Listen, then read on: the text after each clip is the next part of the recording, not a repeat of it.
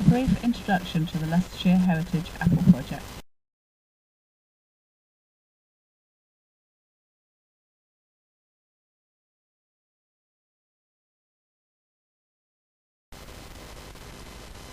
Leicestershire Heritage apples are those that were grown in the past.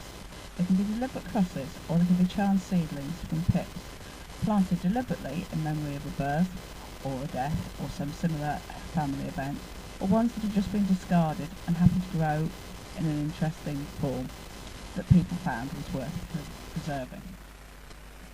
Why preserve heritage apples? Well, in the supermarkets you may only see 5, maybe even 10 if you're lucky, different kinds of apples, but apples come in all sorts, different seasons, different tastes, size, cooking, eating, cider. There's many kinds. In the 1970s, around 6,000 apples were placed in the National Registry for the UK. These weren't named varieties.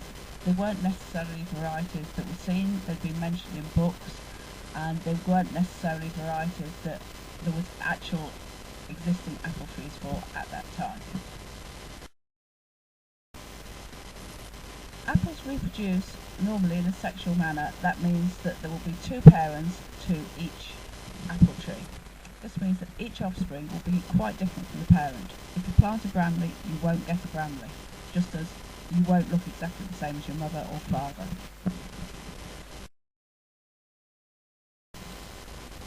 To obtain a tree that is exactly the same as the parents, we need to obtain a cutting, an air, layering or graft onto rootstock. With apples we generally graft, because the other methods are less successful. When we choose a rootstock to graft onto, we can influence the size of the tree and the environment it can live in. We can graft to form a very small tree that can live in a pot on a patio, or a tree that can be 20 or 30 foot high.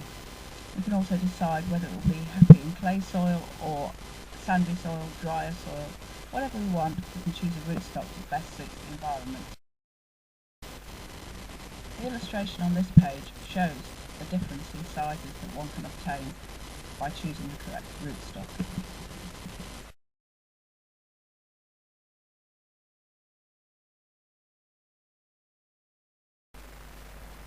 One of the tasks of the Leicestershire Heritage Apple Project is to identify apples that were named in the National Apple Registry or other earlier publications, yet are no longer available or known to us. This involves looking at blossom, fruit, growth habitat over a period of years, quite often with new trees grafted from old wood. In this section, we show the Leicestershire Heritage apples that are known to us. Many of them are already known in collections and can be bought fairly easily from specialist nurseries. Others are lost and others have only just been refound. This is the first of our Leicestershire apples, the Annie Elizabeth, that originated in Knighton, which was a small village in the 19th century and is now a suburb of Leicester.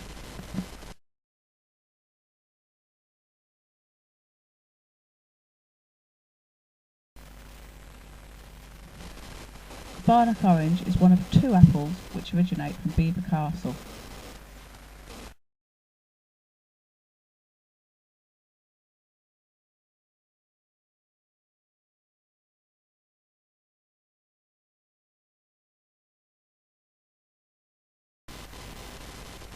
The second is a Beaver seedling, a very nice apple, fairly safe and can be seen at Howes Community Orchard.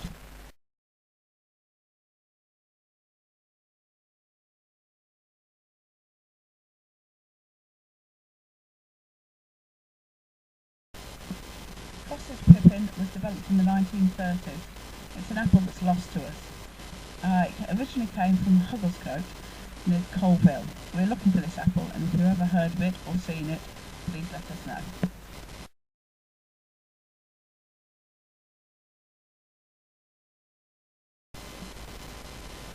Dumrose or Dumler's seedling is a very popular Victorian cooking apple.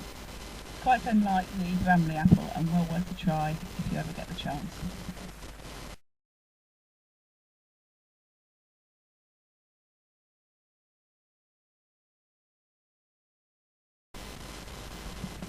Fox's Martin's Pride or Delight originates in the little village of Foxton in South Leicestershire. We have several claimants for Foxton's Pride and are currently testing them to see if they are similar to one another or are distinct apples.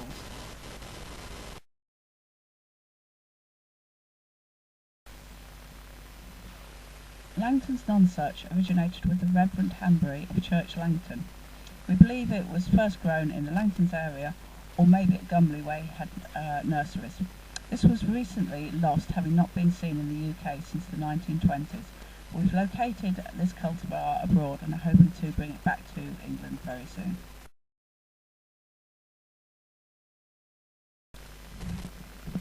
The Leicester Burton Pippin, until very recently, was another lost apple. Following an appeal in the Derby area, where it was once very popular, we were given a lead on one on waste ground, and we've since visited it, taken signwood, looked at the fruit, and we believe it is a genuine Leicester Burton Pippin. This again is being propagated. Marriage Maker is a safe but rare apple. We don't know of any mature trees in the Leicestershire area at the moment.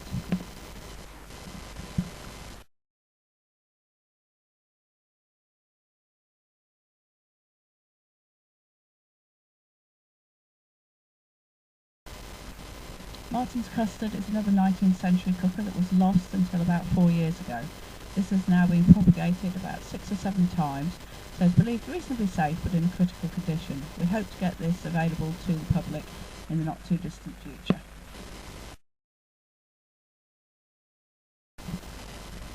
Prince Charles, one of the more recent Leicestershire heritage apples, was started in the 40s. Again, it's a rare apple, but it's safe as it's in the National Collection, but again, not seen in the Leicestershire area very often.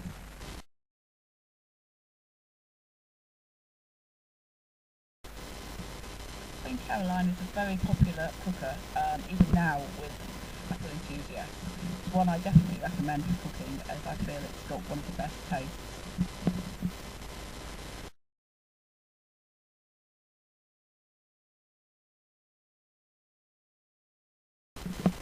St Aelred is one of 2 apples developed by the monks in Mount St Bernard's Abbey in the 1940s. It's quite popular and is in many nurseries. It's also in the National Fruit Collection. We know of 2 young trees in community orchards in Leicestershire. St Cecilia is a sister of St Aelred. It's a lost apple. We don't know of this in any collection. It's not Cecilia's, but is listed in the National Collection. It's a distinct one. Again, if you know of one that matches the description, please do get in touch. Sweetings is a very local apple. It's early, it's small, it's very sweet, one of the first apples to be out. It's not commercially viable, but it is lovely to grow in a home environment.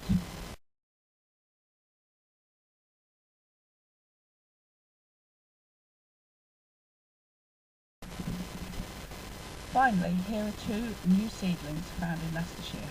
Both have very different fruit and are unlike anything we've ever seen before. We hope they will be new Leicestershire heritage apples. We hope you've enjoyed this brief presentation and would like to support the work of the Leicestershire Heritage Apple Project. More details can be seen on www.heritageorchard.co.uk. In addition, if you would like to help by planting these apples or supporting a community orchard in your area, please do feel free to get in touch and we'll give you any help that we can. Thanks once again. Goodbye from all at the Leicestershire Heritage Apple Project.